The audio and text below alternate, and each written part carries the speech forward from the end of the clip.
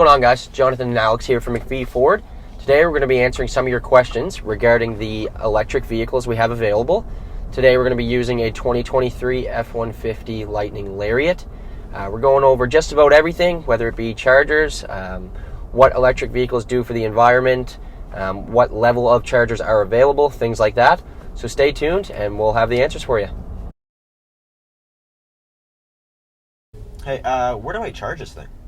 So for Lightning specifically, on your main screen under navigation, it will show you specifically where the chargers are and what level the charger is. So you never have to guess where they are or if you're going to be able to charge in time, anything like that.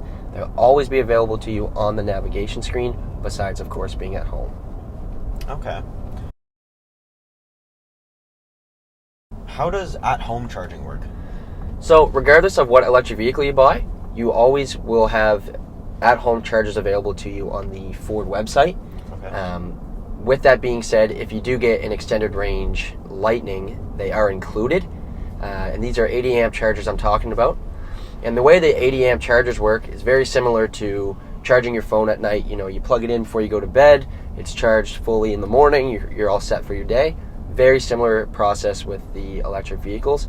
Plug it in at night, by the morning, you're all good to go.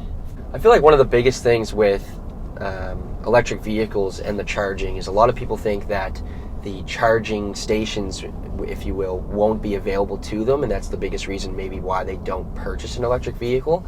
And I feel like a lot of people don't realize that you can purchase a charger or have one included for your home.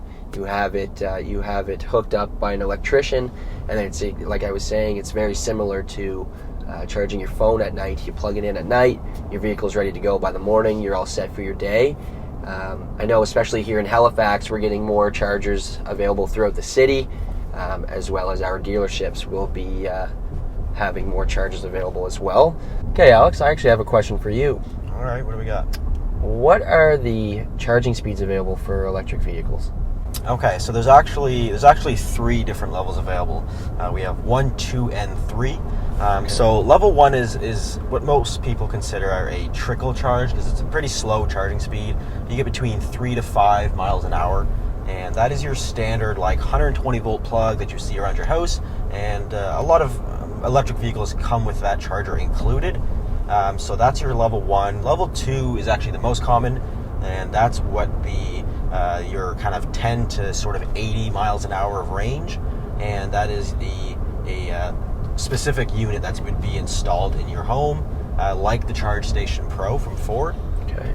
Level 3 is what a lot of people consider a supercharger, like Tesla has their superchargers, and that is a DC fast charger. So it's a pretty rare thing to actually come across, because they are very expensive to install, and they require these super big machines because it has to do a AC to DC conversion. It's a whole thing.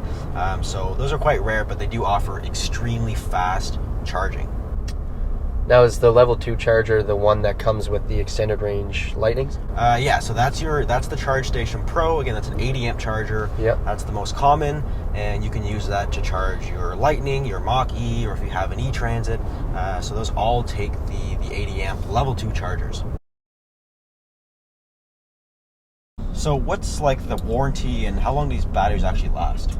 Yeah, it's definitely one of the most common questions we get.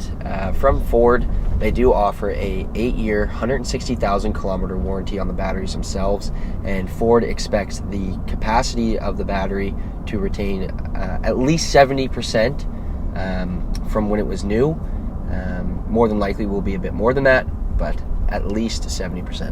And I think another point that I want to make is, just like an engine, batteries are replaceable. That is a thing that Ford took into mind when they were engineering the Lightning. The batteries are replaceable. Now, as of right now, they are quite expensive to actually replace, but you know, of course, prices will come down on batteries, and if it requires it, you can. The potential is there to actually replace batteries, just like you would an engine. So how does maintenance work on EVs? Yeah, that's a really common question that we do get. The biggest thing with electric vehicles is that you're not maintaining them like as often as a gas vehicle. A lot of people think that, you know, with the sometimes big costs of a gas vehicle with your oil changes, your transmission flush, your radiator, all that good stuff. You don't have that in an electric vehicle. You don't necessarily have to maintain the battery like you would like an oil change on an engine. The biggest cost, I guess, you're going to have is the brakes, and even those you're replacing less frequently because you have things like your one pedal drive, things like that. But maintenance is definitely a lot less expensive on an electric vehicle than it is a gas vehicle, and a lot less frequent. Another thing I want to point out is regenerative braking. So that's a thing that's applicable to EVs. So regenerative braking is a technology used that it reverses the electric motors to actually apply braking power to a vehicle, but it doesn't use the actual braking system like your disc brake or your brake pads. So because you have regenerative braking, you're actually replacing brakes a lot less. So you're not having to replace these brakes every 40 or 50,000 kilometers. Right. They can last way longer. And on top of that, the regenerative braking actually puts power back into the battery, so it helps with the range. So we live in Canada, and it gets quite cold in the wintertime. So how does winter driving affect the range? Well, it's just like your phone.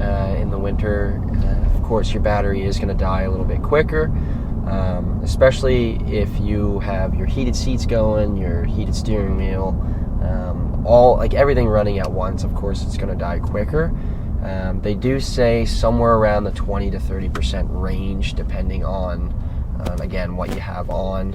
It also depends on how cold it is out. I know here in Halifax, our temperatures are so up in the air, we never know what it's going to be. Could be +2 or -30, you just never know.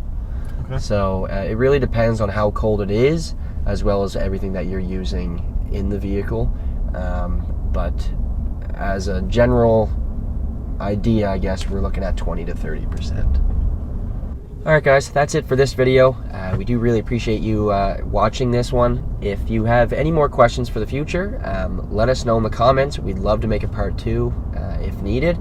Any more questions, anything like that, give us a call, 902-434-7700. My name is Jonathan, this is Alex, and we'll see you in the next video.